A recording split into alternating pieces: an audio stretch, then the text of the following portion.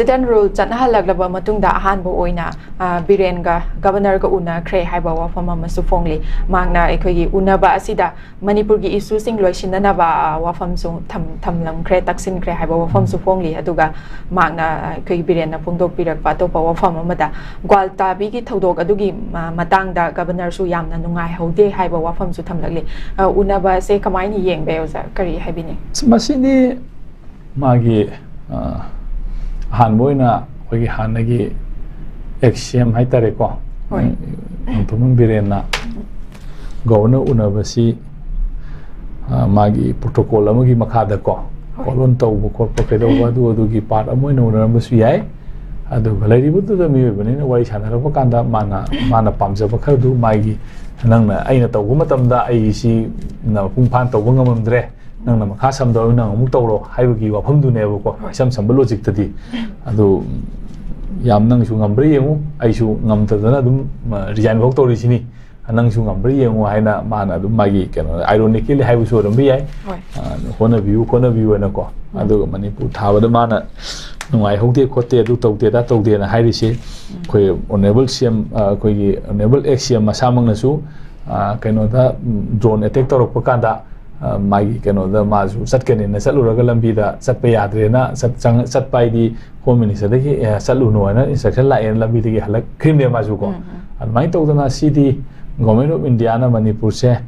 kayam sathina usitana leirage haibudo hojik leibo sida manipur thabu muthalu haina muthatpada government of india na kemta haidre honorable cm na handagi minus sak magi maram dam sak ke haibada satpada athing baleiraga salhan gidre ko sidabu akoina kari muk ne ningai mathau tari ge bo sida kari thaja ningai leri kari hoine ningai leri adu people sing na haiba phenomenon mayam sing asidagi akoina kari learn tawre haibu ne buluri akoina kari learn tawre akoina kamdong na manipur singa ka dawri akoina manipur si kamdong shaping taw ga dawri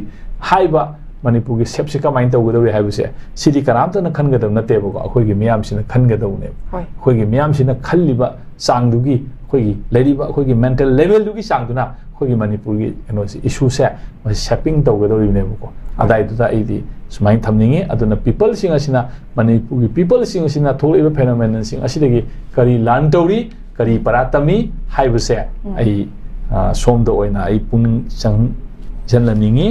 aduga maram aduna honorable cm hanagi xcm sina governor na haiba korpa adu tawba ma haibam thokpugi haibai wani adum haibani unaradi haiba tam na to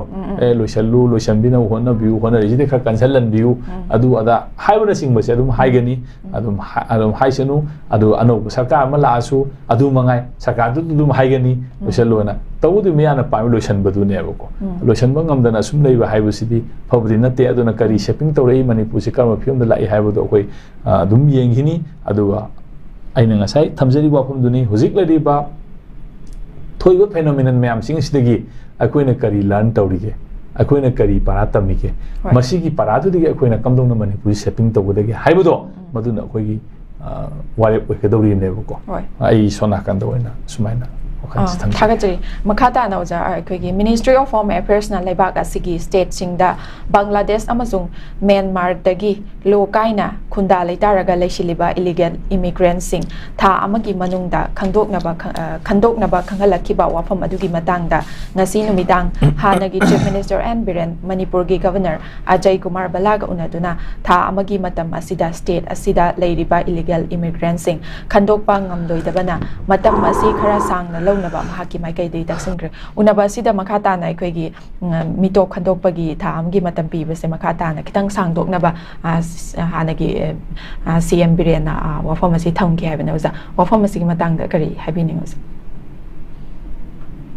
matam sangdok pa haibasi su kasu kai de sangdok pa su phai ko